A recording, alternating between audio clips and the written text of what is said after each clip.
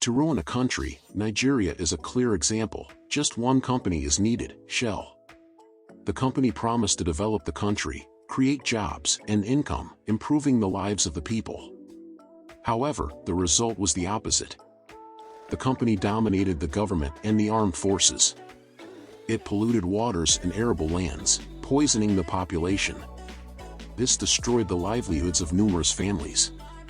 When some tried to resist, they faced a bleak fate. 80 Nigerians were killed, and 600 houses were set ablaze.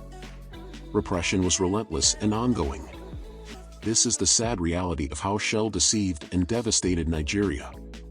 Shell's expansion in Nigeria. During World War I, Shell stood out as the main supplier of fuel to the British Army, including the exclusive supply of aviation fuel. After the war, it quickly established itself as the largest global oil corporation. However, Shell aimed to grow even further. Normally, large companies increase their revenues by expanding production. However, for oil giants, it is not possible to simply create more oil, as it is a limited natural resource. Therefore, they seek new reserves. The challenge lies in the fact that many countries holding these reserves are reluctant to allow exploration by foreign companies. The solution found is to target nations with vast oil reserves but economically weakened, unable to exploit these resources on their own. In addition to poverty, a corrupt environment makes negotiations more accessible. It was in this context that Shell fixed its interest in Nigeria. In 1958, the company began operations in this African country, promising significant foreign investments, job creation, income, and development. However, in a short time, this collaboration degenerated into a nightmare for Nigerians. The emergence of complex challenges. Initially, Shell's presence in Nigeria promised significant benefits. Being a country of extreme poverty, the arrival of a large corporation with promises of investments and infrastructural improvements sounded like a valuable opportunity. However, this relationship proved costly, mainly due to the economic dependence created. About 90% of Nigeria's exports are oil, representing almost 40% of its economy. Approximately 65% of government revenue comes from Shell's oil activities, putting national sovereignty at stake. The situation became even more delicate considering the consequences of a possible Nigerian attempt to regain control of its oil reserves. If this happened, Shell could cease extraction, triggering a deep economic crisis in the country. Moreover, Shell controls not only extraction but also the distribution network. Even if Nigeria took over the extraction process, it would still need Shell to export the oil. Faced with this dependence, the Nigerian government found itself in a complicated position. Any resistance to Shell's domination could disrupt the economy and incite civil unrest. The question then arises, why didn't the authorities avoid this situation? The answer lies in the country's endemic corruption. Shell, through substantial bribes, managed to manipulate the Nigerian government, turning it into a kind of puppet. A recent anti-corruption investigation revealed that Shell transferred $1.3 billion to Nigeria, supposedly for public policies. However, these funds ended up in the hands of high government officials, and Shell was aware of it. Consequently, without resistance, Shell gained access to the OPL 245 oil field, increasing its reserves by 30%. Although the investigation is still ongoing, it is clear that, while the corrupt government benefited, the Nigerian population remained on the sidelines of this prosperity. Environmental tragedy in Nigeria. In 1995, Shell entered into an agreement with the Nigerian government, promising investments, jobs, and improvements in the lives of civilians. However, the reality was the opposite. The lives of Nigerians deteriorated drastically. The cause? Oil, which should have been a source of wealth. Since 2010, approximately 3,000 oil spills have occurred in Nigeria, totaling about 29 million liters. The result? Contamination of the country's main source of drinking water. The water, now unfit for consumption, devastated local fishing and agriculture. Instead of prosperity, Shell brought more poverty, increasing people's dependence on the company's aid. Shell never fully took responsibility for the spills. They blamed theft and sabotage for the environmental disaster. Among the 29 million liters spilled, the company acknowledged responsibility for only 151,000 liters. That is less than 1% of the total. With the government under its control, thorough investigations were unlikely. Shell also bribed NGOs to ignore the problem and promote the company's image. The population, exhausted from exploitation and environmental damage, began to revolt. They felt colonized not by a country but by a corporation.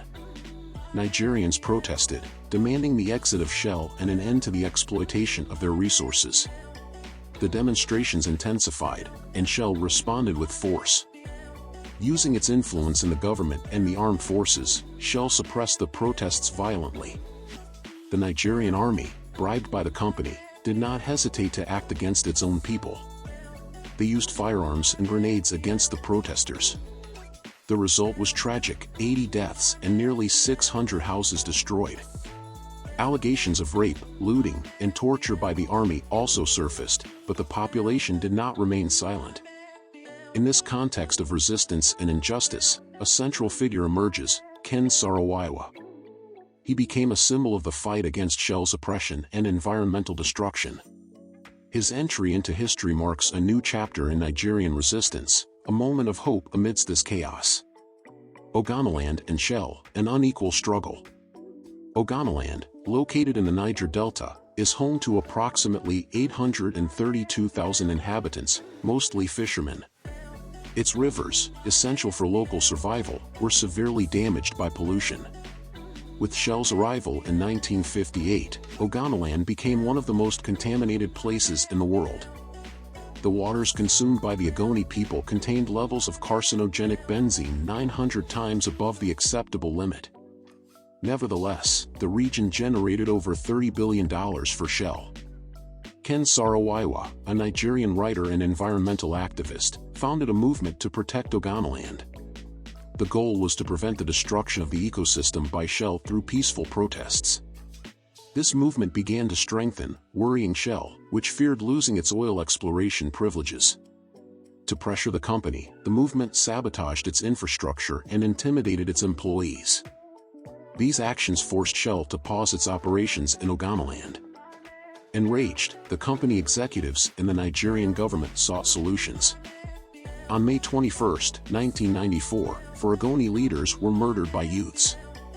This tragedy was the perfect opportunity to incriminate Ken Saro-Wiwa and 8 other leaders of the movement.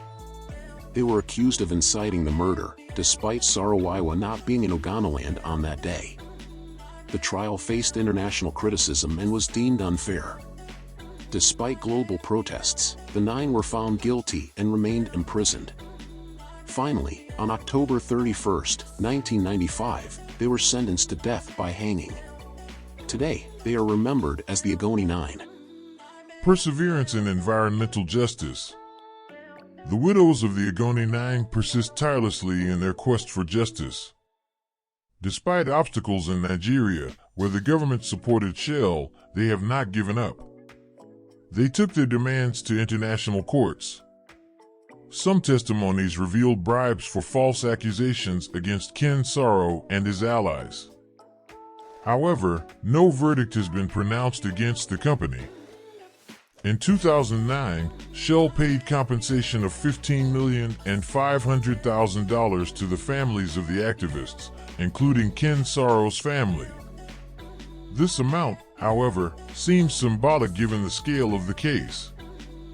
Amnesty International, analyzing numerous internal documents from Shell, discovered that the company encouraged military repression in the protests, aware of the atrocities committed by the soldiers. Still, Shell denies involvement in the executions. The people of Nigeria continue their struggle amid the environmental devastation caused by oil exploration. The Ogoni 9, though they lost their lives, highlighted the oil industry's indifference to serious human rights violations. Their fight reaffirms that such complicity can no longer be ignored.